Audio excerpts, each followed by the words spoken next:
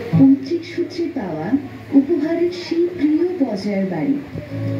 একদিন সেই প্রিয় বাড়ি প্রাকৃতিক সৌন্দর্য উপভোগ করার সময় হঠাৎ এক দৃশ্য রবি ঠাকুরের দৃষ্টি আকর্ষণ করে। তিনি দেখতে পান তার স্ত্রী মৃণালিনী দেবী এবং তার বান্ধবী অমলা দাস যেন নিজেদের সুখ দুঃখের গল্পে কোথাও হারিয়ে গেছেন। তাদের অন্তরঙ্গ কথোপকথন, হাসির শব্দ এবং গানের মিষ্টি সুর যেন প্রকৃতি এবং বাতাসকে ঘুরিয়ে তুলেছে। আর এই দৃশ্যটি রবীন্দ্রনাথের মনে অনুপ্রেরণার এক ঢেউ জাগায় এবং তিনি তৎক্ষণাৎ সেই মুহূর্তটি গানে ধারণ করতে বাধ্য হন।